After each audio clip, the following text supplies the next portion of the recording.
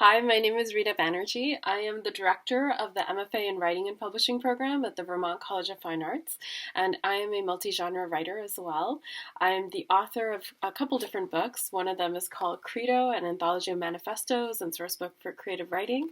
I'm also a poet and author of Cracklers at Night, and most recently Echo and Four Beats, which is a feminist retelling of the Echo and Narcissus myth. And I'm also the author of a coming-of-age ghost story called A Night with Kali in Spider Road Press's Approaching Footsteps.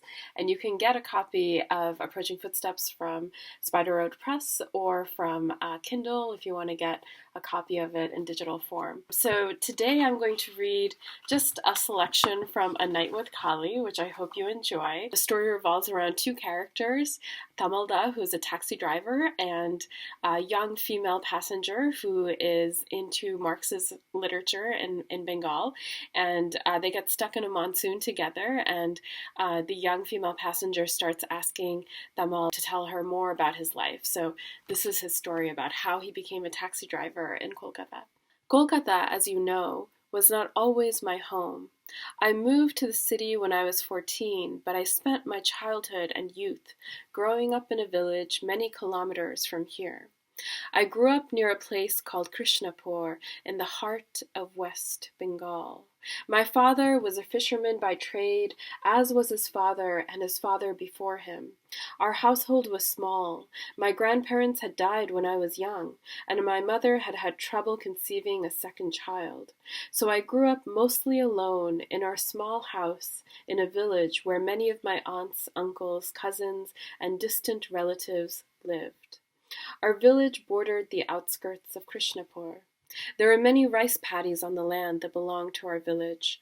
Almost everyone in the village knew or had heard of one another. In the late summer, when I was 14, an illicit love affair became the meal of the country gossip. The local indigo dyer had a beautiful young daughter named Loki. I remember that she had long, glossy black hair and eyes that shone as if the moon had been plucked out of the night sky. I didn't know her personally, but sometimes I would come across her on the road, on the way to the water pump, or in the dirt path to the neighboring village.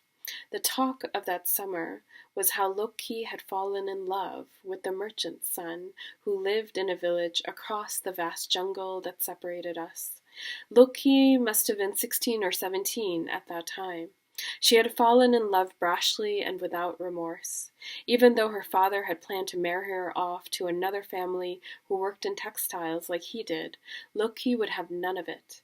She and the merchant's son would often meet secretly on the banks of the river at night, or in the middle of the deep dark jungle where no one would find them. One day, news from the neighboring village came that the merchant had threatened to throw out his son from the house if he didn't stop his outlandish affair with Loki soon.